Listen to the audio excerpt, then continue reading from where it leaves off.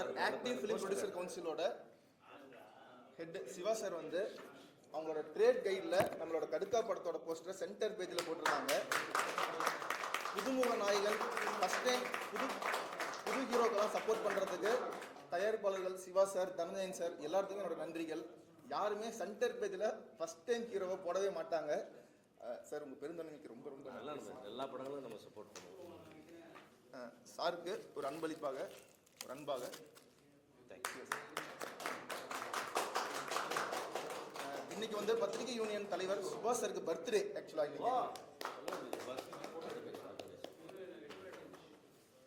So சாருக்கு பிறந்த நாளா சிவா சாரு பொன்னாடி போட்டுருவாரு.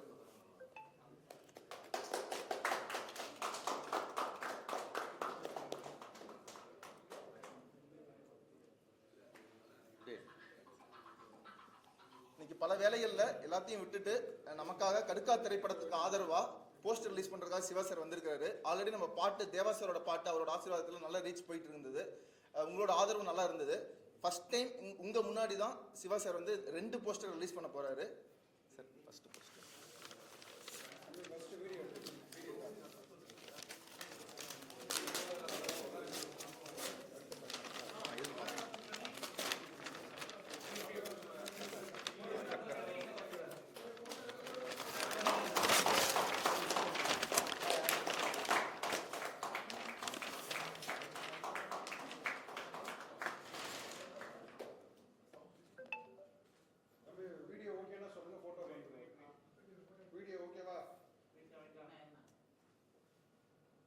வாங்க.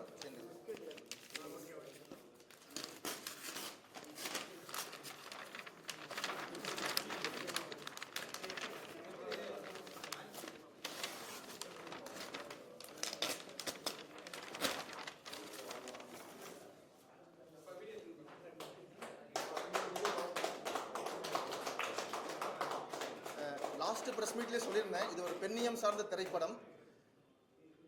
உங்க எல்லாத்துக்குமே தெரியும் பெண்ணியத்துக்கு நம்ம பெரியாரை எவ்வளோ சப்போர்ட் பண்ணியிருந்தாருன்னு.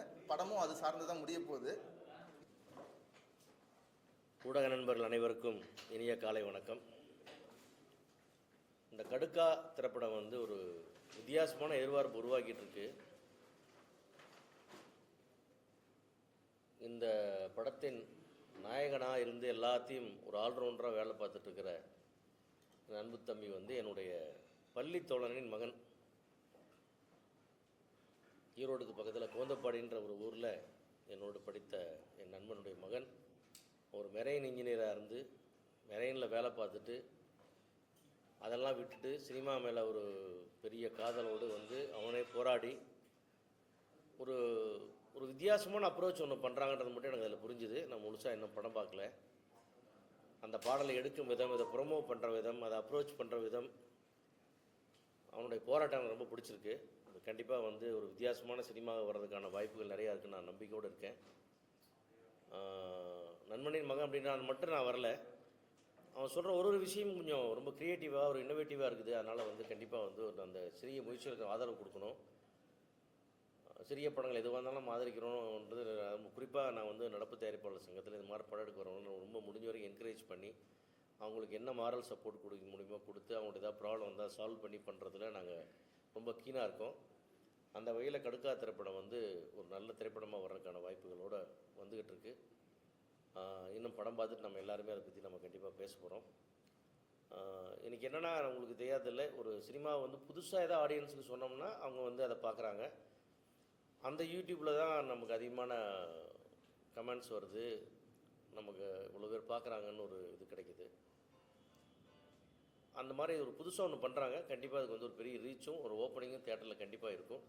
அதுக்கு நீங்கள் வந்து ஒரு புதுமுகம் ஒரு அறிமுகமாக வர்றான் ஒரு பெரிய ஒரு மெரெயின் இன்ஜினியர் அதுக்கு நம்ம சினிமா மேலே இவ்வளோ காதல் கொண்டு வரக்கூடிய நம்முடைய சகோதரனுக்கு நம்ம எல்லோரும் கை கொடுக்கணும், தோல் கொடுக்கணும். உங்களை எல்லாத்தையும் வேண்டி விரும்பி கேட்டு இந்த ப்ரொமோஷன் நீங்கள் எல்லாம் நிறைய சப்போர்ட் பண்ணுங்கள். படம் பார்த்துட்டு இதில் நம்ம நிறைய பேசுவோம்னு நினைக்கிறேன். Thank you all, thanks for coming.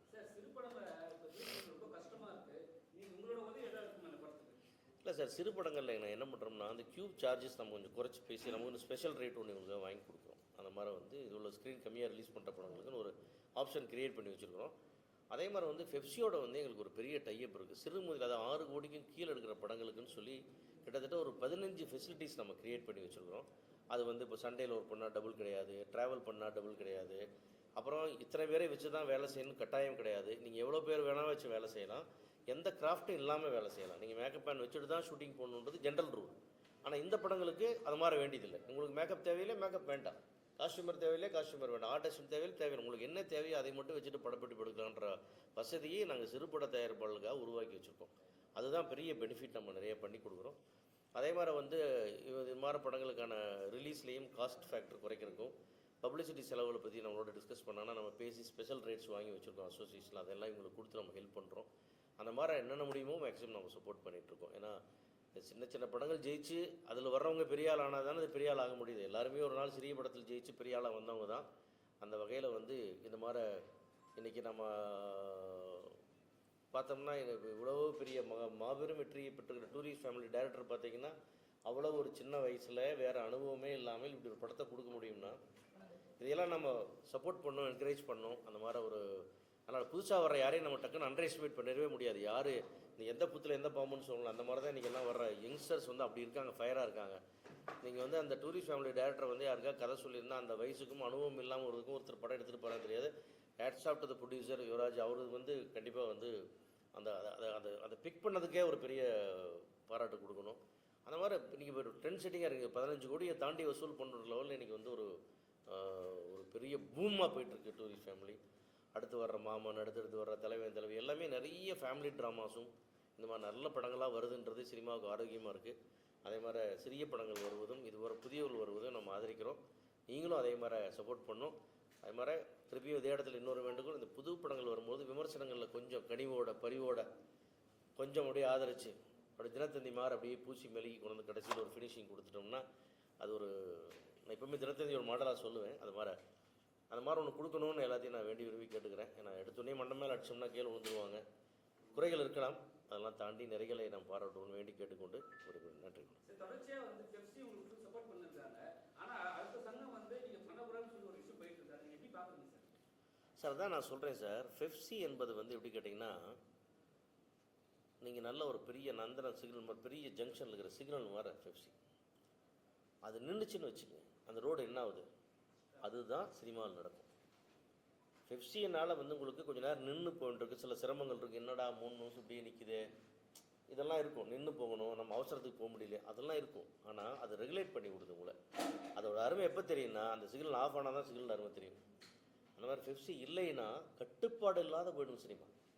ஏன்னா இன்றைக்கி சினிமாவில் வந்து ஒரு டிபார்ட்மெண்ட்டில் ரொம்ப அற்புதமாக தொழில் தெரிஞ்ச ஒருத்தனுக்கும் அதே பேட்டா தான், அதை புதுசாக கற்றுக்கிட்டு 4-5 படம் தான் வேலை செஞ்சுருக்கணுக்கும் அதே பேட்டா தான். அதை வந்து நீங்கள் மாற்ற முடியாது. ஆனால் இந்த கட்டுப்பாடுகளை உடச்சி எறிஞ்சிட்டோம்னா, நான் சீனியர், நான் வந்து சூப்பர் சீனியர், எனக்கு 10,000, எனக்கு 2,000 ஆளால் ரேட் போட்டு வேறு மாதிரி வந்து சினிமா கட்டுக்கடங்காத ஒரு இடத்துக்கு போய்டும்.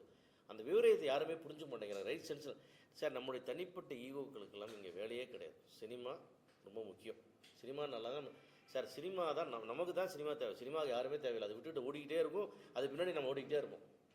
நம்ம காலம் மட்டும் நீங்கள் உங்கள் வாழ்க்கையில் எத்தனை பேரை பார்த்துட்டீங்க சினிமாவில்? எல்லாம் வந்தாங்க போனாங்க ஆனால் சினிமா தானே இருக்குது. அந்த மாதிரி வந்து சினிமாவை வந்து நம்ம அப்படி அண்டர் எஸ்டிமேட் பண்ணி அதை கிள்ளுக்கறியாக்கிடக்கூடாது. நம்முடைய தனிப்பட்ட ஈகோக்களுக்காக, தனிநபரோட சண்டைகளுக்காக கொண்டு வந்து அதை கொண்டு சினிமாவில் ஊற்றக்கூடாது. இது கண்டிப்பாக சிஸ்டமேட்டிக்காக நடக்க வேண்டிய ஒரு தொழில். அது ரொம்ப சிஸ்டமேட்டிக்காக பண்ணுறதுக்கும் அதனால தான் வந்து பெப்சியோடு இணைந்து அவங்களுடைய அந்த பிஎஃப் இஎஸ்ஐக்கெல்லாம் நாங்கள் சப்போர்ட் பண்ணி அதை கொஞ்சம் காஸ்ட் கூட ஆனால் கூட சிஸ்டம் வருது. இப்போ உள்ளுக்குள்ளே நான் சிஸ்டமேட்டிக்காக இருந்த சினிமா சிஸ்டமேட்டிக் சினிமாவாக மாறுது. பெப்சியே சிஸ்டமேட்டிக்காக மாறுது. அதை பற்றி பெப்சியில் நிறைய விளக்கம் கொடுத்துருக்காங்க. இதையெல்லாம் நம்ம ரைட் சென்ஸில் புரிஞ்சுட்டு எல்லோரும் ஒற்றுமையாக வேலை செய்யணும். எங்களுக்கு எந்த விதமான யூகம் இல்லை. எல்லா நேரத்திலையும் யார் கூப்பிட்டாலும் முதல் ஆளாக பேச்சுவார்த்தைக்கு போய் நிற்கிறது எங்களுடைய நடப்பு தயாரிப்பாளர் சங்கம் தான். முழுமையாக ஈடுபடுத்திக் கொள்வதும் எங்களுடைய சங்கம் தான். பெப்சியோட 100 நாள் பேச்சுவார்த்தைனா 100 நாளைக்கும் நாங்கள் தான் கலந்து பேச்சுவார்த்தை நடத்துகிறோம். ஆனால் அந்த பேச்சுவார்த்தையில் கையெழுத்து போடுற உரிமையை கூட நாங்கள் எடுத்துக்கிறது இல்லை. அதை எங்களுடைய தாய் சங்கத்துக்கு தான் கொடுக்குறோம். இப்படி எல்லா விதமான மரியாதைகளையும் உரிமைகளையும் கொடுத்து தான் பழகிறோம். அதே மீறி இதில் சில மன வருத்தங்களும் சில தனிநபர் பகைகளும் வந்துட்டுருக்கு.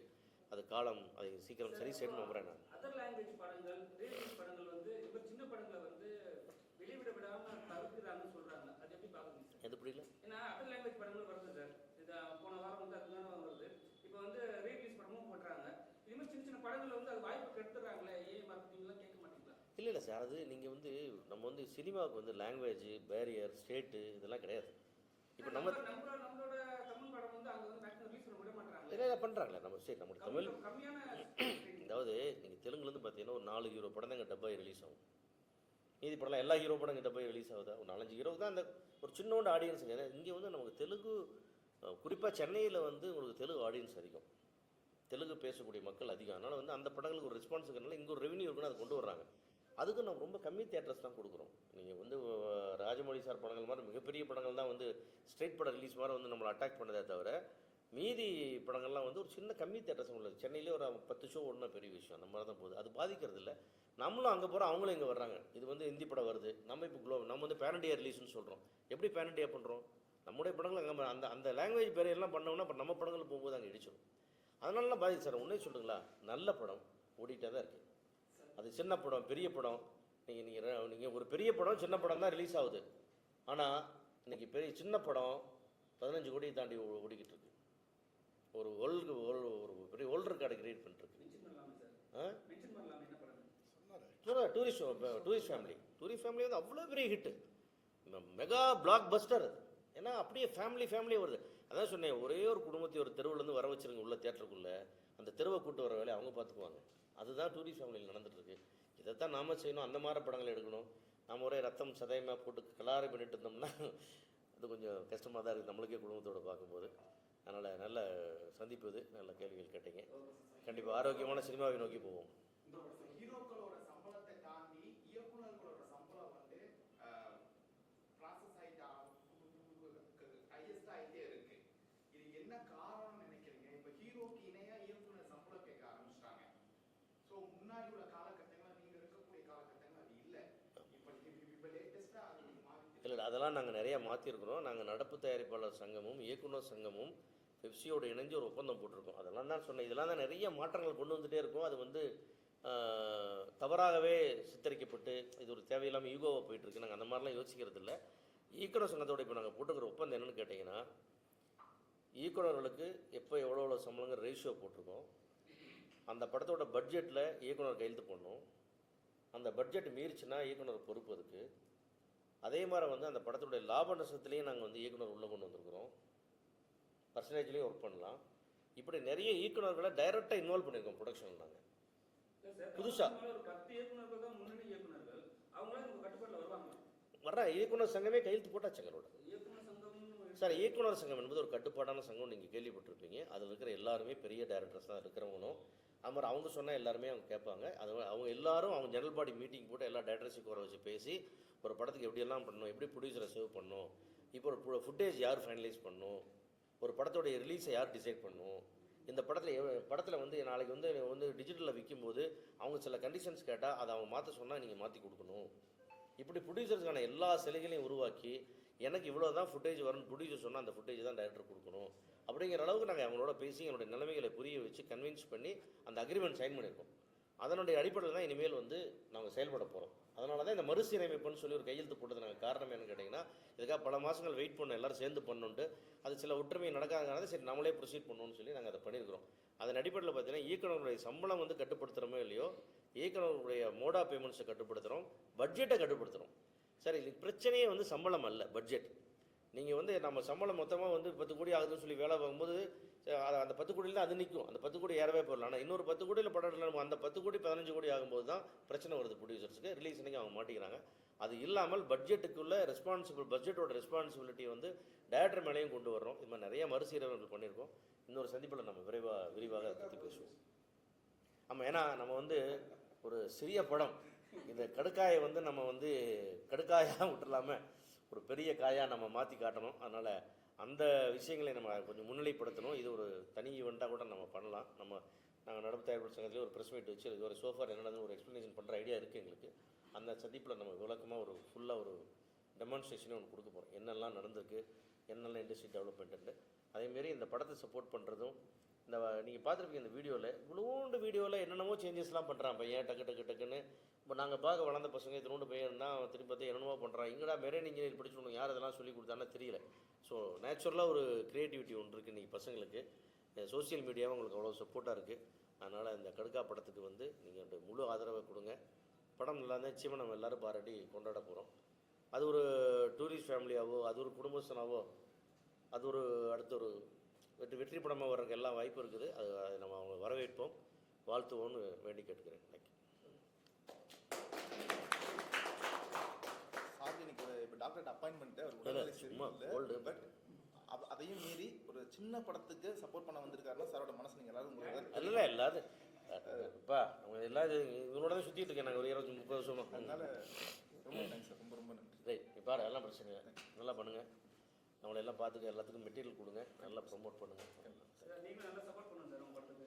கண்டிப்பாக சார், நம்ம தான் எல்லாம் பண்ணுறேன். நான் வந்து கேட்டால் அந்த மாதிரி நம்ம செல்லாம் வந்து இந்த பார்த்தீங்கன்னா இந்த ஒரு புக்கிலெல்லாம் அவங்களுக்கு ப்ரொமோஷன் கொடுக்குறோம். எது கொடுக்குறோம்னா அந்த மாதிரி ஒரு சின்ன படங்கள் வரும்பொழுது நிறையா செய்யணும்.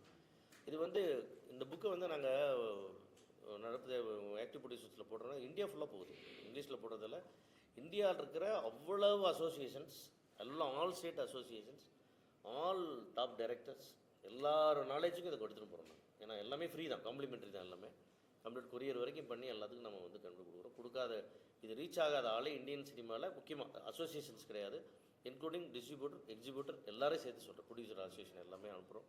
அதனால் ஒரு பெரிய ரீச் போயிட்டுருக்கு. இதில் வரும்போது கண்டிப்பாக வந்து ஒரு அகில இந்திய அளவில் அவங்களுடைய பார்வை கவனம் இதில் வரும். அதனால தான் எல்லாம் பண்ணி கொடுக்குறோம். தேங்க்யூ. ஸோ அனைவருக்கும் வணக்கம். கடுக்கா மூவி வந்து தம்பி விஜய் கௌரிஸ் வந்து ரொம்ப வித்தியாசங்களை தேடுறவர். என்னைய நிறைய முறை வந்து காமெடியை பற்றியெல்லாம் பேசுவார். நிறைய டைம் மீட் பண்ணியிருக்கோம். ஸோ நாங்கள் பண்ண காமெடியை பற்றி பேசுவார். ஸோ அவர்கிட்ட இருக்கிற கிரியேஷன் பற்றி பேசுவார். ஸோ அதனால் கிரியேஷனை வந்து தேடி தேடி போகிறாரு. ரொம்ப க்ரியேட்டிவிட்டியான ஒரு தம்பி விஜய் கௌரிஸ். ஸோ அவர் ஹீரோவாக நடித்து கடுக்கான ஒரு மூவி, அதுவும் காமெடி பண்ணியிருக்காருன்னும் போது எனக்கு ரொம்ப சந்தோஷம். ஏன்னா இன்றைக்கி காமெடி வந்து குறைவாக தான் இருக்குது, சினிமாலேயும் கொஞ்சம் கம்மியாக தான் இருக்குது. முன்ன காலத்தில் நம்ம வடிவேல் சார் பீரியடு, நம்ம கவுண்டமணி சார் பீரியடு, அந்த பீரியடில் இருந்த விவேக் சார் பீரியடு, அப்படி இருந்த ஒரு காமெடி இப்போது கம்மியாக தான் இருக்குதுன்னு தான் சொல்லுவேன் நான். ஏன்னா மக்கள் எல்லாருமே எதிர்பார்க்குறாங்க. என்கிட்டயே நிறைய பேர் கேட்பாங்க, சார் இல்லை சார் முன்ன முறையெல்லாம் இப்போ தமிழ் சினிமாவில் காமெடியே இல்லை சார், ஸோ நீங்கள்லாம் சினிமாவுக்கு வரலாம் அப்படியெல்லாம் எங்களை கேட்பாங்க நிறைய. கண்டிப்பாக வருவோம்ப்பா, நாங்கள் கூப்பிட்டாங்க கண்டிப்பாக வருவோம். என்னை கூப்பிட்டாங்க அராடு ஒரு படம், அதில் காமெடியே கிடையாது, சீரியஸாக நடிச்சிருப்பேன் அதில். ஸோ அதனால் காமெடி அது வரும்போது கண்டிப்பாக வரோம். ஆனால் காமெடியை மக்கள் வந்து ரொம்ப தேடிட்டே இருக்கிறாங்க. ஏன்னா மக்களுக்கு தேவைப்படுது. நகைச்சுவைன்றது ரொம்ப இப்போ வாழ்கிற இந்த காலகட்டத்தில் மக்களுக்கு ரொம்ப அவசியமான ஒரு விஷயமா இருக்குது. அந்த புரிதலை நீங்கள் வந்து கண்டிப்பாக புரிஞ்சுட்டு ஒரு அற்புதமான ஒரு நகைச்சுவை, முழுநீள நகைச்சுவை திரைப்படமாக எடுத்திருக்காரு. ஸோ அதில் வந்து ஒரு லைவ் கண்டென்ட்டு, லைவாக நடந்த ஒரு சம்பவம். இன்றைக்கி வர சினிமாவில் நீங்கள் பார்த்துருப்பீங்க, எல்லாமே லைவ் சப்ஜெக்ட் எல்லாமே வந்து இன்றைக்கி ஹிட் ஆகிருக்கு. ஒரு காலத்தில் வந்து லைவாக நடந்த சம்பவங்களை நம்ம வந்து ஒரு பார்ட்டாக அப்படி படிச்சுட்டு பேப்பர்லேயும் ஒரு செய்திகளையும் படிச்சுட்டு பார்ட்டாக போயிடுவோம். அப்போது இன்றைக்கி வந்து அதை படமாக திரைப்படமாக எடுத்து காட்டும் போது எல்லாருமே அதுக்குள்ளே போயிட்டு உத்து நோக்கி அதுக்குள்ளே மிங்கல் ஆயிடுறாங்க. இன்றைக்கி அந்த மாதிரி ஒரு காலகட்டம் இருக்குது. ஸோ அதனால் லைவ் அப்படின்றதுனால அதுவும் ஒரு வகையில் நல்ல ஒரு வரவேற்பாக இருக்கும், ப்ளஸ்ஸாகவும் இருக்கும். அதில் நகைச்சுவையும் கலந்து பண்ணியிருக்காரு. ரொம்ப சந்தோஷம், வாழ்த்துக்கள். இந்த திரைப்படம் கண்டிப்பாக வெற்றி பெறணும். ஏன்னா அந்தளவுக்கு ஒரு முயற்சி பண்ணியிருக்காரு. நல்லா வந்திருக்கு, எல்லாருமே சொல்கிறாங்க இந்த திரைப்படம். ஸோ கண்டிப்பாக எல்லோரும் சப்போர்ட் பண்ணுங்கள். ஏன்னா நகைச்சுவை மக்களுக்கு கண்டிப்பாக தேவை. அதே மாதிரி லைவ் சப்ஜெக்டாக ஒரு விஷயம் பண்ணியிருக்காரு. இவரோட முயற்சியும், ஏன்னா தேடுதலில் ரொம்ப பயங்கரமான ஆள், தேடிட்டே இருப்பார் நிறைய கிரியேட்டிவ்ங்களை. ஸோ அந்த அளவுக்கு இதில் வித்தியாசமாக நிறைய விஷயங்கள் பண்ணியிருக்காரு. கண்டிப்பாக உங்கள் எல்லாருக்குமே இந்த படம் பிடிக்கும். எல்லோரும் சப்போர்ட் பண்ணுங்கள். நன்றி. யாராவது கேள்வி இருந்தால் கேளுங்க. அண்ணனுக்கு ஒரு அன்பளிப்பாக, ஏன்னா காமெடி படம் சொன்னோன்னே அண்ணன் ஏன் என்னையே கூப்பிடலன்னு கேட்டுட்டு இருந்தாரு. தொடர்ந்து படங்கள் பண்ணாதான் பண்ண போகிறோம். கண்டிப்பாக அடுத்து சொல்லியிருக்காரு. ஏன்னா இதில் வந்து அவர் நிறைய காமெடி தேடி வச்சுருந்துருக்காரு, அதெல்லாம் அவரே பண்ணிட்டார் நிறைய காமெடி. அடுத்து எனக்காக கொஞ்சம் தேடி வச்சுருக்காரு போல, கிரியேட்டிவ் பண்ணி வச்சுருக்காரு சொன்னார். கண்டிப்பாக அடுத்த திரைப்படங்களில் கண்டிப்பாக ஒன்றா சேர்ந்து வேலை பார்க்குற வாய்ப்பு இருக்கும். கண்டிப்பாக. ஆமாம்.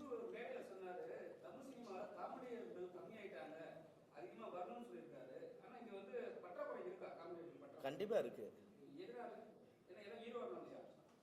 ஹீரோங்களே இப்போ காமெடி பண்ணிடுறாங்க நினைக்கிறேன். ஸோ ஸோ காமெடியர்கள் கண்டிப்பாக தேவைப்படுது. தமிழ் சினிமாவில் காமெடி கம்மியாக தான் இருக்குது. ஏன்னா எங்கள் பார்க்குறவங்க நிறைய பேர் அதுதான் கேட்குறாங்க. ஸோ மக்கள் மத்தியிலையும் அந்த எதிர்பார்ப்பு இருக்குது. காமெடியர்கள்லாம் இப்போ கம்மியாயிட்டாங்க, இன்னும் காமெடி தேவை அப்படின்ற விஷயம் இருக்குது தான், உண்மையிலேயே இருக்குது. ஸோ அது வந்து டைரக்டருங்கெல்லாம் அதை மைண்டில் வச்சு அவங்க கொண்டு வந்தால் தான் உண்டு, இல்லைன்னா அதுக்கு வாய்ப்பே இல்லை. இப்போ நாங்கள் பேசுகிறதுனாலையும் நாங்கள் கேட்கறதுனாலையும் அதுக்கு நாங்கள் வாய்ப்பு கேட்டு பண்ணோம் அப்படின்ற அவசியம் வந்தால் கூட அவங்க கொடுத்தா தான் உண்டு. அவங்க தான் மனசு வைக்கணும். ஸோ டைரக்டருங்க எல்லாருமே கொஞ்சம் மனசு வச்சு ஸோ நிறைய காமெடியன்களை உள்ளே கொண்டு வாங்க, காமெடிங்க இன்னும் நிறைய திரைப்படங்களை கொண்டு வாங்கன்னு வேண்டி கேட்டுக்கிறேன். தேங்க்யூ. உங்களுக்கு எல்லாத்துக்கும் தெரியும், அண்ணன் டெய்லி நம்மளை எப்படி சிரிக்க வைக்கிறாரு. அது ஒரு மிகப்பெரிய வரம். மற்றவங்களை சிரிக்க வைக்கிறது கடவுள் கொடுத்த வரம். அது அண்ணனுக்கு அமைஞ்சிருக்குது. அண்ணன் இன்னும் தமிழ்நாடு மட்டும் இல்லை, இந்தியா ஃபுல்லாக உங்களோட புகழ் பரவணும். ஸோ விஜய் டிவியிலிருந்து நமக்காக வந்து இந்த ப்ரோக்ராம், இந்த போஸ்டர் ரிலீஸ்க்காகவும் இந்த கடுக்கா படத்துக்கு ஆதரவு தெரிவித்த அண்ணன் பழனி பட்டாளன் அண்ணனுக்கு ரொம்ப நன்றி தெரிவிச்சுக்கிறேன். நன்றி நன்றி ரொம்ப நன்றி. ஏன்னா இது கண்டிப்பாக நான் வரலன்னா அப்புறம் இதுக்கு அர்த்தமே இல்லை. ஏன்னா இவ்வளோ தூரம் ஒரு நகைச்சுவை திரைப்படம் பண்ணியிருக்கீங்க. ஸோ அதில் நான் கலந்தது எனக்கு பெருமை தான். நான் சந்தோஷப்படுறேன், பெருமையாக இருக்குது. நான் டிஎஸ்ஆர் சுபாஷ், திரைப்பட எடிட்டர் மற்றும் தமிழ்நாடு பத்திரிகையாளர் சங்க தலைவர். நம்மளுடைய நண்பர், அதே மாதிரி எனக்கு முன்னாடி நமக்கு இங்கே சிறப்பு அழைப்பாளராக வந்து அற்புதமாக பேசிய என்னுடைய தயாரிப்பாளர் சிவா சார், இவங்களுக்கும் எனக்கும் ஒரு விஷயம் என்னன்னு சொன்னால், நான் இந்த படத்தை பார்த்தேன், ஃபுல் படத்தை நான் பார்த்தேன். விஜய் கௌரீஷ் வந்து ரொம்ப அற்புதமாக பண்ணியிருக்காரு. இந்த தேவா சாருடைய அந்த சாங் நிச்சயமாக ஒரு பெரிய லெவலில் ஹிட் ஆகும். இந்த படத்துக்கு ஒரு பெரிய ஸ்ட்ரென்த்து தேவா சார் கொடுத்துருக்காரு. அவருக்கு இந்த இடத்துல நன்றி தெரிவிச்சுக்கிறேன். இன்றைக்கி வந்து பார்த்திங்கன்னா சிவா சார்கிட்ட நிகழ்ச்சி துவங்கிறதுக்கு முன்னாடி கூட பேசிகிட்டு இருந்தோம். நிறைய பேர் சினிமாவில் இருக்கிறாங்க, ஆனால் அவங்களுக்குள்ள சினிமா இல்லை. நிறைய பேர் சினிமாவில் இல்லை, அவங்களுக்குள்ள நிறைய சினிமா இருக்குது. அப்படி ஒரு பேட்டர்ன் இன்றைக்கி இருக்குது. அதே மாதிரி இன்னொரு விஷயம் பார்த்திங்கன்னா, படம் கஷ்டப்பட்டு எடுக்கக்கூடியவங்களுக்கு அதற்கான பெனிஃபிட்ஸ் எதுவுமே கிடைக்கிறதில்ல. உதாரணத்துக்கு ஒரு படம், அந்த படத்தை பார்க்குறதுக்கு தான் ஜனங்க தேட்டருக்கு வராங்க, அந்த படத்துக்காக தான் வராங்க. ஆனால் அந்த படத்தில் போடுற ஆடு பார்த்துருங்க, அதுக்கான வருமானம் எதுவுமே அந்த தயாரிப்பாளருக்கும் அந்த படத்தை சம்மந்தப்பட்டவங்களுக்கு யாருக்குமே போய் சேர்றது கிடையாது. அந்த தேட்டரு ஓனருக்கும் அந்த டிஸ்ட்ரிபியூட்டருக்கும் அது போகுது. அதை நாம ஏன் போய் பார்க்கணும்? ஃபஸ்ட்டு நான் படம் பார்க்க தான் வரேன்.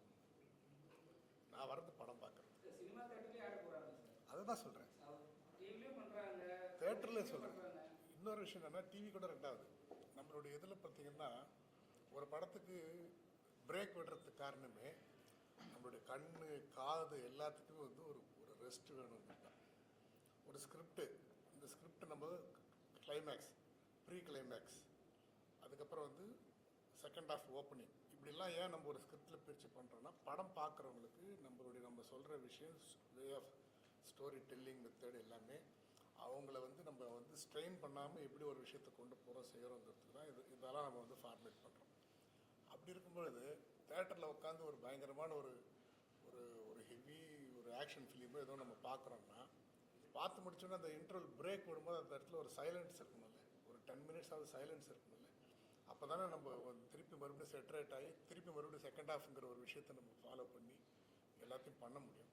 அப்படியே நான் ஸ்டாப்பாக போட்டு இவங்க பாட்டுக்கு ஆடு அது இதுன்னு போட்டு பண்ணிகிட்டே இருந்தாங்கன்னா அது எவ்வளோ ஸ்ட்ரெயின் கொடுக்கும், அது முதல்ல படத்தையே அது எப்படி பாதிக்கும்.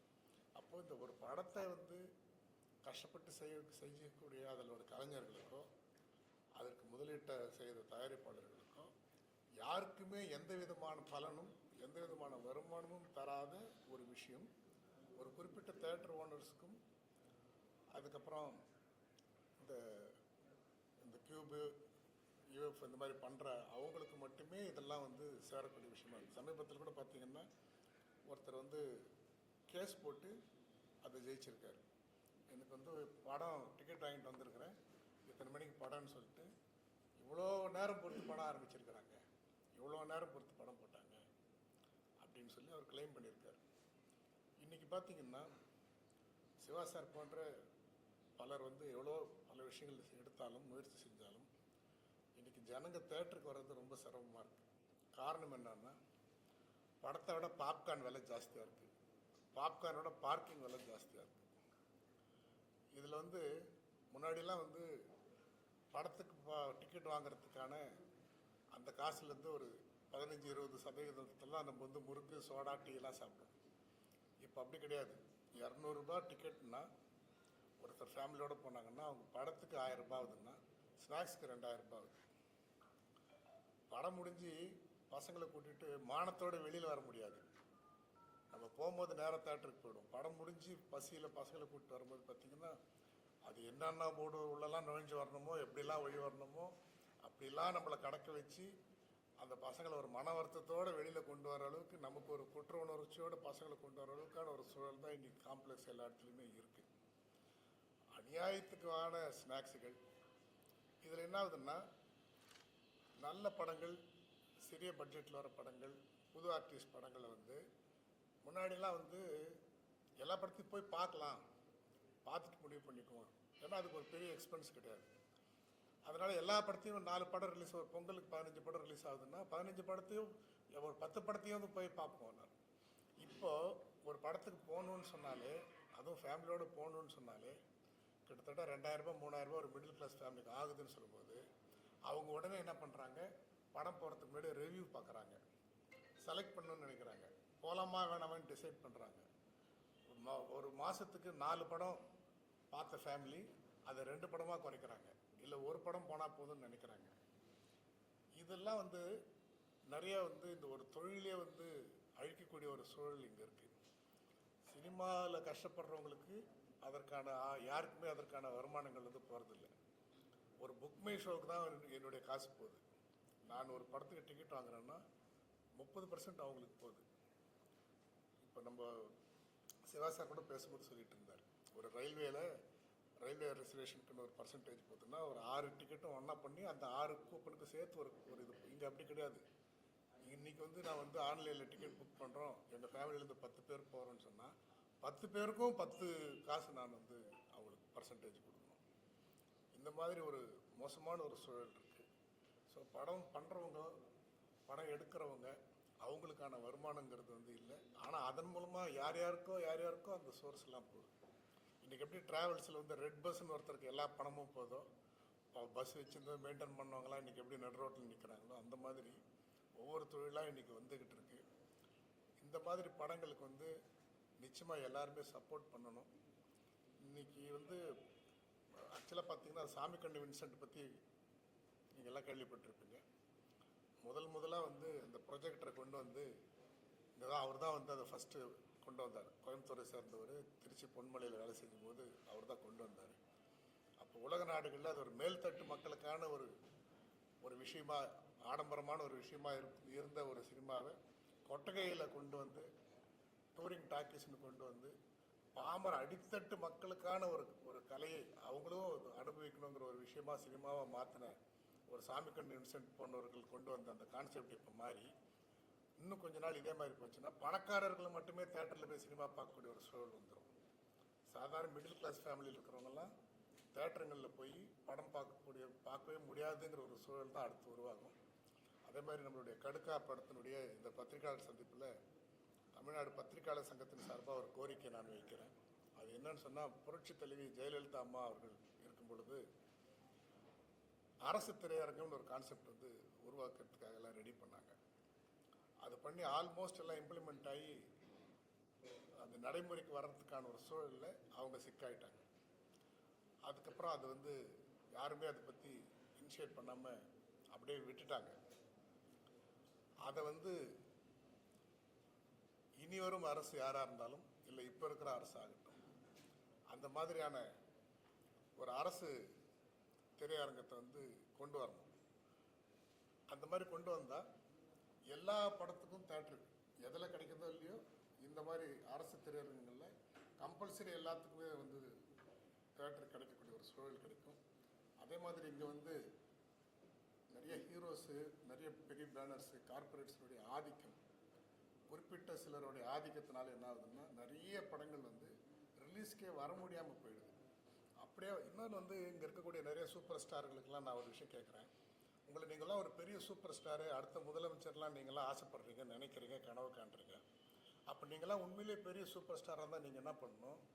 நீங்கள் வந்து மார்னிங் 10:30 மணி ஷோ, மத்தியானம் 2 மணி ஷோ, சனி ஞாயிறில் காலையில் 10 மணி ஷோ, இந்த மாதிரி ஷோவெல்லாம் தேட்டரில் போடுறதுக்கு நீங்கள் அலோவ் பண்ணணும். இல்லை நீங்கள் போட சொல்லணும். நான் தான் சூப்பர் ஸ்டாருங்க, நீங்கள் காலையில் 8 மணிக்கு போட்டாலும் சரி, 12 மணிக்கு போட்டாலும் சரி, 2 மணிக்கு போட்டாலும் சரி, எனக்காக ஜனங்க வந்து குவிவாங்கன்னு நீங்கள் சொல்லணும். ஆனால் ரொம்ப கஷ்டப்பட்டு ரொம்ப போராடி ரிலீஸ் பண்ண முடியாமல் ரொம்ப பாதிக்கப்பட்டு சிறிய படங்கள் ரிலீஸ் பண்ணுறவங்களுக்கு வந்து என்ன பண்ணுறாங்கன்னா, அவங்களுக்கு போய் காலையில் 12 மணிக்கு தர்றது, 11 மணிக்கு தர்றது, மத்தியானம் 2 மணிக்கு தர்றது. ஆனால் சூப்பர் ஸ்டார் நாங்கள் தான் எல்லாமே, அடுத்த முதலமைச்சர் நான் தான் அப்படின்னு சொல்கிறவங்களுக்கெல்லாம் போயிட்டு பார்த்தீங்கன்னா ஈவினிங் ஷோ தர்றது, நைட் ஷோ தர்றது, பிரைம் தேட்டர் தர்றது, அதுக்கு போய் வந்து ஃபுல்லாகக்கூடிய அளவுக்கு மினிமம் சீட்ஸ் இருக்கக்கூடிய தேட்டர் கெப்பாசிட்டி உள்ள தேட்டர்ஸ் தர்றது. சாதாரண வந்து ஒரு 100 பேர் கூட வருவாங்களான்னு தெரியாத போராடுறவங்களுக்கு எடுத்துகிட்டு ஒரு பெரிய தேட்டரில் போய் மதியானத்தில் போய் ஒரு ஷோ கொடுக்குறது. அந்த ஒரு ஷோ இதில் ஓடுதுன்னு தெரிஞ்சு அந்த படம் நல்லா இருக்குன்னு கேள்விப்பட்டு அந்த டாக்கை தெரிஞ்சுக்கிட்டு போகிறதுக்குள்ளே அதை எடுத்துடுறது. அதுக்கப்புறம் அந்த படமே போயிடும், அப்புறம் கிடைக்காது. இந்த மாதிரியான ஒரு மோசமான ஒரு சூழல் வந்து இந்த இடத்துல உருவாகிட்டு இருக்கு. இதே பார்த்தீங்கன்னா மலேசியா போன்ற இடத்துக்கெல்லாம் பார்த்தீங்கன்னா இப்போ வந்து யார் எடுத்துன்னு போயிட்டு ஃபஸ்ட்டு சர்டிஃபிகேட் சென்சார் பண்ணி ரிலீஸ்க்கு போய் கொடுக்குறாங்களோ அவங்களுக்கு தான் ஃபஸ்ட்டு தேட்டர் கொடுப்பாங்க. இப்போ வந்து கடுக்கா படத்தை விஜய் கௌரிஷ் எடுத்துன்னு போய், சார் என் படத்தை நான் ரிலீஸ் பண்ணுறேன், என் படம் ரெடி அப்படின்னு சர்டிஃபிகேட் எடுத்துன்னு போய் அங்கே போய் கொடுத்துட்டாருன்னா, இவருக்கு ஒரு நிமிஷத்துக்கு அப்புறம் போயிட்டு ரஜினி படமோ கமல் படமோ எடுத்துன்னு போய் கொடுக்குறாங்கன்னா, கடுக்கான்ற படத்துக்கு தேட்டர் கொடுத்து கடுக்கான்ற படம் எவ்வளோ நாள் ஓடுதோ, எத்தனை ஷோ ஓடுதோ, அதற்கு அப்புறம் தான் அது யாருடைய படமாக இருந்தாலும், அதுக்கு அது ராஜமௌலி படமாக இருக்கட்டும், அது மணிரத்ன படமாக இருக்கட்டும், அதுக்கப்புறம் தான் அதுக்கு தருவாங்க. அப்படித்தான் வந்து சிஸ்டம் இருக்குது. ஆனால் இங்கே அப்படி கிடையாது. வரும்போதே வந்து இது வருதுன்றதுக்காக அதை கொண்டு வரக்கூடாது, இது வரக்கூடாது. ஒரு காம்ப்ளெக்ஸில் இருக்குன்னாக்கா அதாவது வந்து தான் படம் எந்தளவு ஓடுது அப்படின்றது மட்டும் இல்லை, அதில் வேறு யார் படம்லாம் வருது, யார் படம்லாம் வரக்கூடாது, இதில் வரவே கூடாது, இதோட ஓவர் ஃப்ளோ இந்த படத்துக்கு போகக்கூடாது, இதில் ரிப்பீட் ஆடியன்ஸ் இதில் போகக்கூடாது, இதெல்லாம் டிசைட் பண்ணக்கூடிய ஒரு அராஜகான போக்கெல்லாம் வந்து இங்கே நடந்துகிட்ருக்கு. அதனால் இது எல்லாத்தையும் மாற்றணும். இந்த மாதிரி படங்கள் எல்லாத்தையும் வந்து தேட்டர்ஸ்க்கு எல்லோரும் சப்போர்ட் பண்ணணும். பர்டிகுலராக வந்து ஃபேமிலியோட ஆடியன்ஸ் வர்றதுக்கு வந்து தேட்டர் ரேட்ஸ்லேருந்து இந்த ஸ்நாக்ஸ் ரேட்ஸ்லேருந்து எல்லாத்தையும் வந்து குறைக்கணும். அதுக்கெல்லாம் ஒரு சொல்யூஷன் கொண்டு வரணும். ரொம்ப அருமையாக வந்து ரொம்ப கஷ்டப்பட்டு ஒரு படத்தை வந்து பண்ணியிருக்காரு. இந்த விஜய் கௌரிஷ் மாதிரி இருக்கிறவங்கள்கிட்ட இந்த சொசைட்டி சோஷியல் அந்த பார்வை சமூகத்துக்கு ஏதாவது செய்யணுங்கிற நோக்கம் கொண்ட ஒரு கலைஞராக வந்து விஜய் கௌரிஷ் இருக்கார். அதனால பார்த்திங்கன்னா இன்றைக்கி வந்து இந்த திரைப்படங்கள் மட்டும் இல்லாமல் நிறைய மாணவிகளுக்காக வந்து அவர் ஆர்கனைஸ் பண்ணுற விஷயங்கள், நிறைய ஊருங்களில் வந்து நிறைய திட்டங்கள் அவர் நிறைய விஷயம் சொல்லிகிட்டே இருக்கார். இது பண்ணணும், அது செய்யணும், அது பண்ணணும், இது பண்ணணும்னு. அதோட அந்த பாதிப்பு தான் பார்த்திங்கன்னா வந்து இந்த படத்தினுடைய பேஸ் ஒரு பெண்ணியம் சம்மந்தப்பட்டதுக்கு தந்தை பெரியார் அவர்களை ஒரு போஸ்டராக கொண்டாந்து இன்றைக்கி ரிலீஸ் பண்ணியிருக்காரு. இந்த மாதிரி வந்து இந்த சொசைட்டி மீது அக்கறை உள்ள, இந்த சமூகத்தின் மீது அக்கறை உள்ள ஒரு கலைஞனாக வந்து இருக்கக்கூடிய விஜய் கௌரிஷ் அவர்களுடைய இந்த படத்துக்கு பத்திரிகையாளர்கள் முக்கியமாக வந்து நம்ம ஊடகத்தை சேர்ந்த நம்ம வந்து இது போன்ற இருக்கிறவர்களுக்கு வந்து நம்ம வந்து நிச்சயமாக வலு சேர்க்கணும். அதற்காக தான் நாங்கள்லாம் கூட இங்கே வந்திருக்கோம்.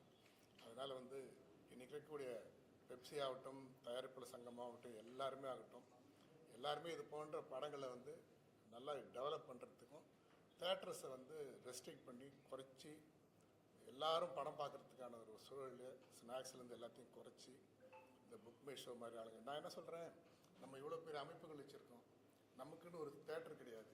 ஒரு சென்சார் பண்ணுறதுக்கு ஒருத்தர்கிட்ட போகணும். ஏன் ஒரு ஃபிலிம் ஃபெஸ்டிவல் நம்மளால் நடத்த முடியறதில்லை, அது தனியாக நடத்துகிறாங்க. அவங்க வந்து ஃபண்டு வாங்கி அவங்களுக்கு கவர்மெண்ட் சப்போர்ட் பண்ணி யாரோ ஒருத்தர் ஃபிலிம் ஃபெஸ்டிவல் நடத்துகிறாங்க. யாரோ ஒரு தனி நிறுவனம் வந்து ஒரு கியூபுங்கிற ஒரு விஷயத்தை வச்சுக்கிட்டு மொத்த பணத்தையும் அவங்க கொள்ளடிக்கிறாங்க. நான் என்ன சொல்கிறேன், இவ்வளோ பெரிய இண்டஸ்ட்ரி இருக்கோம் நம்ம, ஏன் இதெல்லாம் வந்து எல்லோரும் சேர்ந்து உருவாக்கக்கூடாது? ப்ரீவியூ போடுறதுலேருந்து, ப்ரீவியூ தேட்டர்ஸ்லேருந்து, சென்சார்லேருந்து, ஆடியோ ரிலீஸ் ஃபங்க்ஷன்ஸ்க்கான விஷயங்கள்லேருந்து, அதே மாதிரி தேட்டர் புக் பண்ணுற விஷயங்கள்லேருந்து, இதெல்லா விஷயமும் இது போன்ற அமைப்புகள்லாம் சேர்ந்து பண்ணணுன்றதை இதன் மூலமாக நான் கேட்டுக்கிட்டு, சினிமாவில் கஷ்டப்படுறவங்களுக்கான வருமானம் அவங்களுக்கே அது போய் சேரணும் அப்படிங்கிறது இதன் மூலமாக கேட்டுக்கிட்டு எனக்கு எனக்கு இந்த வாய்ப்பளித்த விஜய் கௌரீஷுக்கும் மற்றும் கடுக்காப் திரைப்படத்திற்காக ஒத்துழைத்த அனைத்து கலைஞர்கள், அவருக்கு ஃபைனான்ஸு ரீதியாக ஒத்துழைச்சவங்களாகட்டும், உடல் உழைப்பு கொடுத்தவங்களாகட்டும், எல்லாருக்கும் இதன் மூலமாக நான் நன்றி தெரிவிச்சுக்கிறேன். இந்த படம் மிகப்பெரிய அளவில் வெற்றி பெறும்ங்கிறதுக்கு என்னுடைய பாராட்டுகளை தெரிவிச்சுக்கிறேன். நன்றி, வணக்கம். சார் ஃபர்ஸ்ட் டைமு புதுமுக ஹீரோன்னு கூட பார்க்காம பத்திரிகையாளர் குரல் பத்திரிகையில் எடுத்தோனையும் முதல் பக்கத்திலேயே நம்மளோட போஸ்டர் ரிலீஸ் பண்ணியிருந்தாரு. அடுத்தடுத்த படங்கள் யார் யாரெல்லாம் சீக்கிரம் ரிலீஸ் பண்ணாங்களோ, இளைய தளபதி விஜய் அவங்களோட அப்பா எஸ்.ஏ. சந்திரசேகர் சார்லேருந்து, எல்.கே. சுதீஷ் சார்லேருந்து, விக்ரம் ராஜா சார்லேருந்து எல்லாரும் பண்ணது, பார்த்திபன் சார் தேசிய விருது பெற்ற எல்லாருமே நம்ம சப்போர்ட் பண்ணதையும் கண்டிப்பாக அந்த நியூஸ் செய்தியை நம்ம பத்திரிகையில் போகிறோன்னு சொல்லி ரொம்ப தேங்க்ஸ் சார் பண்ணதுக்கு. இன்னைக்கு பிறந்த நாள், பல வேலைகள் சார் இருந்தாலும் கண்டிப்பாக இந்த ப்ரெஸ் மீட் கண்டிப்பாக வரேன். ஏன்னா படம் பார்த்துட்டாரு சார். ஸோ அதோட பாதிப்பு சார் கண்டிப்பாக இருக்கும். ஸோ சின்ன படங்களுக்கு சப்போர்ட் பண்ணுற Subha sir, T Siva sir, Palani அண்ணன் எல்லாத்துக்குமே என்னோட நன்றியை தெரிவிச்சு. கண்டிப்பாக அண்ணன் வந்து ஒரு விஷயம், முக்கியமான விஷயம் அது நானே சொல்லலாம்னு நினச்சிட்டதுன்னு, இந்த தியேட்டருக்கு போனாக்கா இந்த பாப்கார்னு இந்த ஸ்நாக்ஸ் எல்லாம் அவ்வளோ ரேட்டு. ஏன்னா ஏன் அந்த ரேட்டு எனக்கே புரியல. வெகு ஜனங்கள் வந்து பார்க்குற ஒரு இடம் தியேட்ரு. அங்கே ஒன்று அண்ணன் சொன்ன மாதிரி ஒரு துபாய் ஷேக்கோ, ஒரு பெரிய பெரிய ஆளுங்களோ இவங்கெல்லாம் வந்து பார்க்குற இடம் கிடையாது. வெகு ஜனங்கள், சாதாரண மனிதர்களும் பார்க்கக்கூடிய ஒரு இடம் தியேட்ரு. கோவில் மாதிரி தான் அதுவும். அங்கே ஏன் இந்த பாப்கார்னு இந்த ஸ்நாக்ஸ் எல்லாம் ஏன் இவ்வளோ ரேட்டு விற்கிறாங்க? ரொம்ப அநியாய ரேட்டாக இருக்குங்க. நீங்கள் சொல்கிற மாதிரி ஒரு ஃபேமிலியோடு போகிறவங்க இது கண்டிப்பாக சினிமாவுக்கே பாதிப்பு தான். சினிமா எடுக்கிறவங்களுக்கே பாதிப்பு தான். ஒரு தேட்டருக்கு போகிறவங்க கண்டிப்பாக ஒரு ஃபேமிலியோட 10 பேர் போகிறாங்கன்னா அவங்க தேட்டரில் படத்துக்கு டிக்கெட்டுக்கு பயப்படுறது கிடையாது, அந்த ஸ்நாக்ஸுக்கு தான் பயப்படுறாங்க. குழந்தைங்களோடு போகும்போது அங்கே குழந்தைங்க இன்னொருத்தர் சாப்பிட்றத பார்த்து கண்டிப்பாக கேட்கும், அப்பா எனக்கு அதை வாங்கி கொடு, இதை வாங்கி கொடு, எனக்கு அது வேணும் இது வேணும். அப்போ நார்மல் ரேட் இருந்தால் யாருமே அதை யோசிக்கவே போகிறது கிடையாது. ஏன்னா எப்பவுமே நம்ம வாங்கி சாப்பிட்ற பொருள் தான், டெய்லி சாப்பிட்ற பொருளில் தானே விற்கிறாங்க. ஒரு பாப்கார்ன், பப்ஸு எல்லாம் டெய்லி சாப்பிட்றது தானே கடையில் வாங்கிட்டு. அது அங்கே போனவங்க 3 மடங்கு ரேட்டெல்லாம் விற்கிறாங்க சில இடங்களில். அன்றைக்கி ஒரு நாள் நான் ஒரு படம் பார்க்க போனேன்னா, இந்த மாலில் இருக்குது பாருங்கள், அந்த பார்க்கிங் பிரச்சனை பெரிய பிரச்சனை.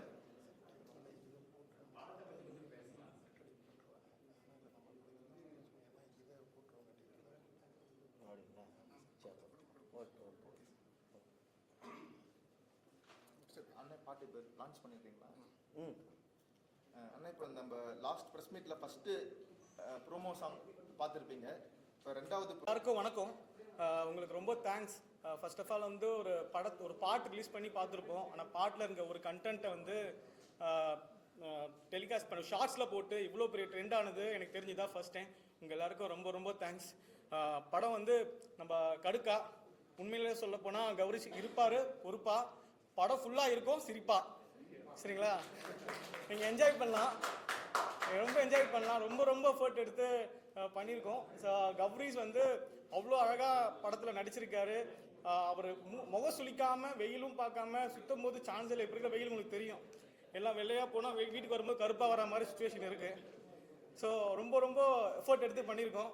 நான் பழனிகிட்ட சொன்னேன், ஆனால் இந்த மாதிரி நண்பர் ஷூட்டிங்கில் வந்து மீட் பண்ணும்போது, ஆனால் இந்த மாதிரி ஒரு நண்பர் இருக்கார் விஜய் கௌரிஷ்னு, ரொம்ப ஒரு இனோவேட்டிவாக ரொம்ப ரொம்ப ஸ்ட்ராங்கான பர்சன், நல்லா பண்ணிக்கிட்டு இருக்காரு. ஏன் சொல்கிறேன்னா, இப்போ இருக்கிற சுச்சுவேஷனில் நிப்போட்டிசம்னு ஒரு விஷயத்த உடைச்ச டைம் இது. யார் அவங்க எவ்வளோ பெரிய ஆளாக இருந்தாலும் பர்ஃபார்மன்ஸ் இருந்தால் மட்டும்தான் இங்கே வின் பண்ண முடியும். ஸோ எங்கள் ஃபேமிலி இந்த மாதிரி ஒரு ஃபேமிலி சொல்லிட்டு உள்ளே வந்தால் சக்ஸஸ்லாம் அவ்வளோ ஈஸியாக கிடைக்கிறது இல்லை. ஸோ ஒரு ரெக்குவயர்மெண்ட் இருக்குது ஒரு ஹீரோக்கும் காமெடியனுக்கும். ஸோ அந்த அளவுக்கு ஒரு பர்ஃபார்மன்ஸ் பண்ணக்கூடிய ஒருத்தர் தான் கௌரிஷ். ஸோ பழனின்ற சொன்னா இந்த மாதிரி ஒருத்தர் இந்த விஷயத்த அவர்கிட்ட சொல்லும்போது நம்ம என்ன ஸ்டைலில் யார் அவரை நான் பார்க்கணும் அப்படின்னு சொல்லி ஒரு இன்ட்ரடியூஸ் கொடுக்குறேன். ஸோ ரொம்ப நாள் டிஸ்கஷன் போச்சு.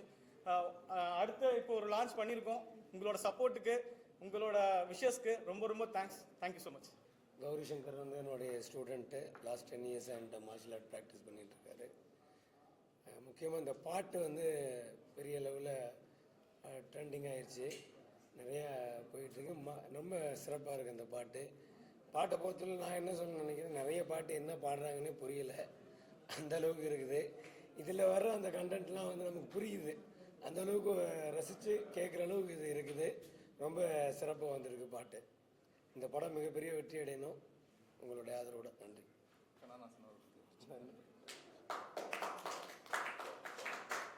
இன்ஸ்டால எல்லாம் பார்த்துட்டு இருப்பீங்க. ஒருத்தரும் நிறைய பேர் ஆடியன்ஸ் பார்த்துட்டே இருக்கிறாங்க. மேக்ஸிமம் பார்க்க மாட்டேன். பார்க்க ஆபாசமா இருக்கனால நான் பார்க்க பார்க்குறது யூடியூப்ல 2 லட்சத்தை தாண்டி போயிட்டு இருக்கு. என்னோட புதுமுகத்துக்கே 2 லட்சம் தாண்டி போகிறது எனக்கே பெரிய விஷயம்.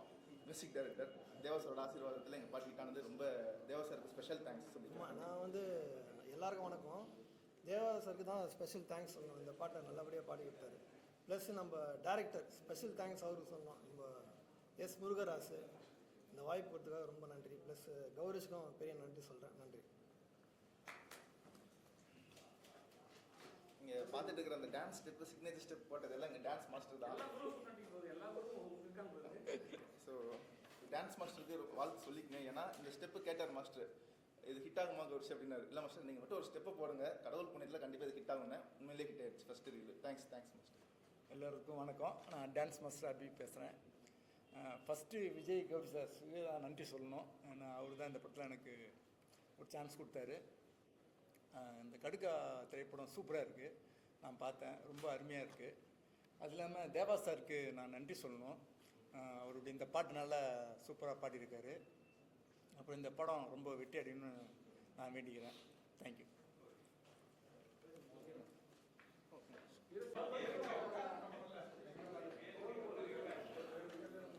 அழகான கதாநாயகி வச்சுக்கிட்டு நீங்க ஏன் இன்ஃப்ளூயன்ஸ் தேடி போறீங்க சார்? ஆக்சுவலாக என்னென்னா, அவங்க ஏன் வரல? ஹைதராபாத்தில் ஷூட்டிங்கில் இருக்கிறாங்க. அடுத்தடுத்த ப்ரெஸ் மீட் எல்லாத்துலேயும் வராங்க. மொத்த டீமும் எல்லாருமே வராங்க. அடுத்த ப்ரெஸ் மீட் அடுத்த வெனஸ்டே நடத்துகிறோம். அடுத்த ப்ரெஸ் மீட் அடுத்த, ஏன்னா உங்களால் தான் இப்போ சாங் ஹிட் ஆச்சு. ஸோ பத்திரிகை நண்பர்கள் எல்லாத்துக்கும் மிகப்பெரிய நன்றி. 10 லட்சம் தாண்டி ஒவ்வொரு இன்ஸ்டாலையும் வியூஸ் பிச்சுட்டு போய்கிட்டே இருக்குது. பொல்லாத பார்வை தேவா சார் சாங்கு, கெவின் டிகோஸ்டா, நிலவை பார்த்திபன் லிரிக்ஸ் ரைட்டரு, என்னாலே நம்ப முடியல. அப்புறம் தான் யோசிச்சேன், நீங்கள் லாஸ்ட் டைம் கொடுத்த ஆதரவு மிகப்பெரிய ஆதரவு தான் எனக்கு. ஸோ எங்கள் மொத்த டீமுக்கு, கடுக்கா திரைப்பட குழுக்கும், அதுவும் புதுமுக நடிகர் ஒரு விஜய் கௌரிஷ் அப்படின்னு ஒரு சின்ன நடிகர் நான். ஃபஸ்ட் டைம் வரும்போது நீங்கள் இவ்வளோ ஆதரவு கொடுப்பீங்க நான் எதிர்பார்க்கவே இல்லை சத்தியமாக. சரி, நமக்கெல்லாம் எங்கள் ஆதரவு தர போகிறாங்க அப்படின்னு நினச்சிட்டு இருந்தேன். பட் எல்லாருமே அந்த பாட்டை, பொல்லாத பார்வை பாட்டை சாங்கு செம்ம ரீச்சில் போயிட்டு இருக்குது. ஸோ நான் ஃபஸ்ட்டு தேங்க்ஸ் சொல்லணும்னா, கடவுளுக்கு அடுத்து, எங்கள் அப்பா அம்மாவுக்கு அடுத்து, தேவசருக்கு அடுத்து, மியூசிக் டைரக்டருக்கு அடுத்து பத்திரிகை நண்பர்களுக்கு எனக்கு உண்மையிலேயே சந்தோஷமாக இருக்குது எங்கள் எல்லாத்தையும் ரீச் பண்ணதுக்கு. நிறைய நடிகர்கள் வந்து உங்களுக்கு தெரிஞ்ச ஆளே இருக்காங்க. நீங்களே அவங்கள தாண்டி ஏன் இன்ஃப்ளூயன்ஸில் போயிட்டு நீங்களே பார்த்துருப்பீங்க, அது ஆபாச நடனம் ஆடுறவங்க, ஆபாசமாக பேசுறவங்கிட்ட போய் நீங்கள் ஏன் வந்து உதவி கேட்குறீங்க? நான் லாஸ்ட் டைமே சொன்ன மாதிரி தான், நீங்கள் உள்ளத்தை தான் பார்க்கணும், உள்ளாடையை பார்க்கக்கூடாது அப்படின்னு சொன்ன மாதிரி தான். நம்ம எப்பயுமே ஒரு நடிகரோ ஒரு இது ஆடும்போது அவங்களோட டேலண்ட்டை கண்டிப்பாக ஃபஸ்ட்டு நம்ம அவங்களுக்கு ஃபஸ்ட்டு பாராட்டணும். அந்த மாதிரி அந்த மாதிரி அவங்க மட்டும் சொல்லலை, இன்ஸ்டாகிராமில் எல்லாருமே இந்த மாதிரி நிறைய விஷயங்கள் பண்ணிட்டு இருக்கிறாங்க. ஏன்னா தமிழ் சினிமா, என்னை சேர்த்து சொல்கிறேன், நான் என்னையும் சேர்த்து தான் சொல்கிறேன். அதனாலாம் ஒவ்வொரு டீ கடையிலையும் என்ன மாதிரி பல நடிகர்கள் வாய்ப்பு தேடி கோடம்பாக்கம் டீ கடையில், சாலிகிராம் டீ கடை அலைஞ்சிட்டு இருக்கிறோம் கடந்த 10 வருஷமா. ஒப்பனா சொல்லணும்னா, இந்த மாதிரி நம்ம 1 லட்சம் பேர் வயசு தொலைச்சிட்டு, வெக்கத்தை விட்டுட்டு, வாயை பொத்திக்கிட்டு, அவமானத்தை சகிச்சுக்கிட்டு, சோகத்தெல்லாம் அடக்கிட்டு எல்லாம் எனக்கு வாய்ப்பு கிடைக்குமான்னு அப்படிப்பட்ட வாய்ப்பு கிடைச்சி தான் நானும் இங்கே வந்துட்டு இருக்கிறேன். தொடர்ந்து அவங்களும் இங்கே கண்டிப்பாக வருவாங்க, எனக்கு நம்பிக்கை இருக்குது. கூட இருக்கிற எல்லா நடிகர்களுமே வாய்ப்பு தேவை. அதுக்கு முதல்ல உங்களுக்கு வாழ்த்துக்கள், சரிங்களா? நீங்கள் வரத்துக்காக நாங்கள் வாழ்த்துக்கள் நாங்கள் எப்பவுமே வரவேற்கிறோம். வளர்ந்து வர நடிகர்கள் நாங்கள் வரவேற்கிறோம். நான் என்ன கேட்குறேன்னா, நீங்களே பார்த்துருப்பீங்க, அந்த இன்ஃப்ளூயன்சர்லாம் வந்து உங்களை நீங்கள் தான் ப்ரமோஷன் கூட்டின்னு வந்தீங்க. ப்ரமோஷன் கூட்டின்னு வந்து அவங்க தான் அந்த ஐடியா அவங்க சொன்னாங்க. சொல்லும்போது உள்ள போய் செக் பண்ணும்போது உங்களோட நல்ல ஒரு படத்துக்கு அது மாதிரி ஒரு இன்ஃப்ளூயன்சர் சப்போர்ட் தேவையா? சார் அவங்க மட்டும் இல்லை சார், நாங்கள் தமிழ்நாடு மொத்தமாக எனக்கு சப்போர்ட் பண்ணணும். நீங்கள் அவங்கள மட்டும் பர்சனலாக இது பண்ணுறீங்க சார். அவங்க வந்து எங்களோட ஃப்ரெண்டாக ட்ராவல் ஆகிட்டாங்க சார். அந்த ஒரு நோக்கத்துக்கு தான் அவங்க பண்ணது. இல்லைன்னா இருக்கிற எவ்வளோ பேர் விட்டுட்டு நம்ம ஏன் அவங்கள இது பண்ண போகிறோம் சார்? அவங்க மேட்ல சொன்னாங்க, எனக்கு டான்ஸ் கூட ஆட தெரியும். ஆன் ஸ்க்ரீன்ல வந்து அவசரமா இருக்காங்கன்றதுக்காக அவங்க அந்த மாதிரி பர்சனோ இது கேட்டகரி கிடையாது. ஃப்ரெண்ட் அந்த அர்த்தத்துல ஃப்ரெண்ட் சார், ஃப்ரெண்ட். நான் அந்த இடத்துல கேட்கவே இல்லை. சரி, இது மாதிரி ஒரு நல்ல ஒரு ஸ்டோரி வச்சுன்னு ஏன் நல்ல இடத்துல கேட்டகரி கொடுக்கலாமே? இது மாதிரி நீங்க பார்த்துருப்பீங்க கமெண்ட்ஸ்ல சில பேர் வந்து எல்லாரும் நல்லதா சொல்லுவாங்க, இல்ல சில பேர் தப்பாவும் சொல்லியிருப்பாங்க, பார்த்துருப்பீங்க. ஸோ அப்படி வரும்போது நீங்க என்ன நினைச்சீங்க? என்ன நினைக்கிறேன்னா சார், அவங்க கொடுக்குற கமெண்ட்ஸும் சரி, கேட்குற கேள்வியும் சரி, நம்ம யாரை பாயிண்ட் பண்ணுறோமோ அவங்கள அது பாதிக்க போகிறதில்ல. யார் கமெண்ட் பண்ணுறாங்களோ அவங்க மனநிலையையும் கேட்குற கேள்வி யாரோடதோ அவங்களோட மனநிலை தான் அது பிரதிபலிக்குதே தவிர நம்ம யாரை பாயிண்ட் பண்ணுறோமோ அவங்கள அது பிரதிபலிக்காது. ஸோ நீங்கள் ஒரு நல்ல கேள்வி கேட்டிங்கன்னா, ஒரு அறிவாளியான பத்திரிகையாளருங்கிறது மக்களுக்கு தெரியும். நீங்கள் ஒரு கேள்வி என்ன கேட்கும்போது, இந்த பத்திரிகையிலேருந்து இவ்வளோ அறிவாளித்தனமாக கேள்வி கேட்குறாங்கிறத மக்கள் புரிஞ்சுக்குவாங்களே தவிர, அதுக்கு ஒரு மொக்கத்தனமாக நான் பதில் சொன்னால் கூட மக்கள் வந்து பரவாயில்ல அறிவாளித்தனமாக ஒரு பத்திரிகையாளர் வந்திருக்காரு அப்படின்னு தான் மக்கள் நினைக்கிறாங்க. அந்த மாதிரி தான் கமெண்ட் செக்ஷன்லையும் ஒருத்தர் பேடாக கமெண்ட் பண்ணால் அவனோட மனநிலை அது பிரதிபலிக்கிறதே தவிர ஆடுறவங்களோ நடிக்கிறவங்களோ பேசுகிறவங்களோ அவங்களோட மனநிலை அது பிரதிபலிக்காது. அதுதான் படத்தோட ப்ரமோஷன் வந்தாங்க, வந்துட்டு நம்ம ஒரு விஷயம் கேட்கும் போது அவங்க பர்சனலான விஷயத்தை மட்டுமே பேசுறாங்க தவிர, நீங்க கஷ்டப்பட்டு அவங்க கூட்டின்னு வரீங்க, டிராவல் பண்றீங்க, நீங்க வெளியே கூட வந்து அவங்களோட ஆளா இல்ல உங்களோட டீமான்னு தெரியல எனக்கு. சரிங்களா? பத்திரிகையாளர் அப்படி அவாய்ட் பண்ணி அனுப்புறாங்க. போங்க நாட் இன் ஐடியா அப்படின்றாங்க. அது ஏதோ லேடி ஒருத்தர் இருந்தாங்க. இல்ல என்னன்னா பத்திரிகையாளர் அவமானப்படுத்தும் போது அங்க ஒரு வலி இருக்கும். ஒருவேளை அவங்க மூலியமா நீங்க மனநிலை பாதிச்சீங்கன்னா நான் சாரி கேட்டுக்கிறேன். எங்க டீம் மூலியமா யாருனால ஒரு மனநிலை பாதிக்கப்பட்டா கூட நான் சாரி கேட்டுக்கிறேன். ஏன்னா இது வந்து கடுக்கா திரைப்படம் பெண்ணியம் சார்ந்த திரைப்படம் நான் இப்பதான் சொல்லிட்டு இருந்தேன். அது நான் பதில் சொல்றேன், நீங்க கேட்க போறீங்கன்னு தெரியும். ஏன்னா இது பெண் போராளியை பற்றிய ஒரு திரைப்படம். ஹீரோயின்ஸ் மேகா பார்த்துருப்பீங்க, செம்ம அழகாக நடிச்சிருக்கிறாங்க. விஜய் டிவி ஆஃபீஸ் சீரிஸோட ஹீரோயின் அவங்க அங்கே பயங்கரமாக அவங்க ஃபேம் ஆகிட்டு இருக்கிறாங்க. கடுக்கா படத்துக்கு சப்போர்ட் பண்ணி நடிச்சது மிகப்பெரிய பாக்கியமாக நானும் நினைக்கிறேன். அவங்க மட்டும் இல்லை, படத்தில் நடிச்ச எல்லாருமே ஆதர்ஷ் ஒவ்வொருத்தரும் ப்ரொடியூசர் உட்பட ப்ரொடியூசரும் எல்லாருமே ஊரில் இருக்கிறாங்க. கண்டிப்பாக எல்லாம் அடுத்தடுத்த பிரச்சனையில் கலந்து ரெடி தயாராக சந்தோஷமாக இருக்காங்க. பாட்டு ஹிட் ஆயிடுச்சு. ஹிட் ஆனோனையும் அது மக்கள்கிட்ட ரீச் ஆனோனையுமே எல்லா டிஸ்ட்ரிபியூட்டர்ஸ் ப்ரொடியூசர்ஸ் கால் பண்ணி விஷ் பண்ணிட்டே இருக்கிறாங்க. பத்திரிகையாளர் உட்பட நிறைய பேர், டைமண்ட் பாபு சார் எல்லாருமே அவங்க இது பேஜில் போட்டுட்டு இருக்கிறாங்க. கயல் தேவராஜன் எல்லாருமே போட்டாங்க. ஸோ ரொம்ப நன்றி, அங்கே பத்திரிகையாளரோட சப்போர்ட் இருந்தது. அதுக்கான கேள்விக்கு நீங்க சொன்னீங்க ஒரு வார்த்தை. நான் என்ன கேட்குறேன்னா, இதுக்கப்புறம் எத்தனை ரீல்ஸ் வரும் இதே மாதிரி? சார் படத்தோட ப்ரொமோஷன் டீமில் டிஸ்கஸ் பண்ணிட்டு இருக்கிறோம். அஃபிஷியல் அனௌன்ஸ்மெண்ட்டை ப்ரொடியூசர் என்னென்ன சொல்கிறாரோ கண்டிப்பாக நாங்கள் வந்து அதுக்கு தகுந்த மாதிரி எங்கள் டீமில் டிஸ்கஸ் பண்ணிவிட்டு மியூசிக் டைரக்டர் தேவா சார் எல்லாருமே இன்னும் இது மாதிரி புதுசாக பண்ணுங்க சொல்லியிருக்காங்க. ஸோ நாங்கள் அடுத்தடுத்து புதுசாக இன்னும் மக்களை சந்தோஷப்படுத்துறதுக்கு என்னென்ன பண்ணுமோ அதை பண்ணுற தயாராக இருக்கிறோம். நிறைய படத்தோட ரீல்ஸ்லாம் வந்து பார்த்தீங்கன்னா படத்தோட ரீல்ஸே வரும். சரிங்களா? டைலாக்ல இருந்தும் சரி, பாட்டுல இருந்தும் சரி, சாங்ஸ்ல இருந்து எல்லாத்துலேயும் படத்தோட தான் பண்ணுறாங்க. ஏன் அது எப்போ போகிறீங்க? ட்ரெய்லர் லான்ச் அப்போ படத்தோட ஷார்ட்ஸ் எல்லாத்தையும் நீங்கள் பார்ப்பீங்க. ஏன்னா இது டேரக்டர் எஸ் முருகராசு மிகப்பெரிய டேலண்டடான டேரக்டர். இன்னும் ஓப்பனாக சொல்லணும்னா நம்ம அண்ணன் விஜய் சேதுபதிக்கே கதை எழுதி வச்சிருக்காரு. அவர் கதையில் நடிச்சா 100 கோடி கலெக்ஷன் 200 கோடி போகிற அளவுக்கு எங்கள் டேரக்டர் கதை இருக்குது. ஸோ எல்லாருமே வெயிட் பண்ணிட்டு இருக்கோம். இந்த படத்தோட ட்ரெய்லர் எல்லாரும் பார்க்கறத ஒரு ஆர்வம் கிரியேட் ஆகிட்டே இருக்குது.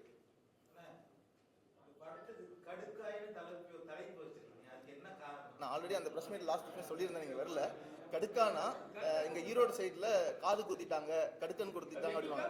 மாதிரி கடுக்கா சொல்லிட்டாங்க. திருநெல்வேலி பஸ்ல அல்வா கொடுத்துட்டாங்கன்னு சொல்லுவாங்கல்ல, அதானே அந்த மாதிரி ஒரு அந்த வார்த்தை மறுமை கடுக்கா கொடுத்துட்டாங்கன்னு வரும். ஸோ யாருக்கு கடுக்கா கொடுத்தாங்க அது வந்து படத்தை பார்த்தீங்கன்னா உங்களுக்கு புரிஞ்சிடும். ஸோ படத்துல செம்ம ட்ரெண்டிங்கான பல விஷயங்கள் இருக்குது. ஏன்னா இப்போ இருக்க 2K கிட்ஸ் உட்பட எல்லாத்துக்கும் பிடிக்கும். சரி நண்பர்கள் எல்லாத்துக்குமே ரொம்ப நன்றி வந்ததுக்கு. இன்னைக்கு மிகப்பெரிய போர் போயிட்டு இருக்குது இந்தியாவில். ஆப்ரேஷன் போயிட்டு இருக்குது ஒன்று. ஸோ நம்ம முதலமைச்சர் ஸ்டாலின் சார் வந்து அதுக்கு ஆதரவு தெரிவிச்சிருந்தாரு. தீவிரவாத இயக்கத்துக்கு எதிராக எல்லாமே இன்னைக்கு காலையிலேயே போஸ்ட் போட்டாங்க. ஸோ எல்லாருமே மக்களுக்கு என்ன நன்மையோ அதை மட்டும் யோசிங்க. ஸோ இந்த படம் ஹிட் ஆகும்னு ஆண்டவனை வேண்டிக்கிறேன். உங்களோட சப்போர்ட் எனக்கு எப்பவுமே தேவை. நன்றி, தேங்க்யூ.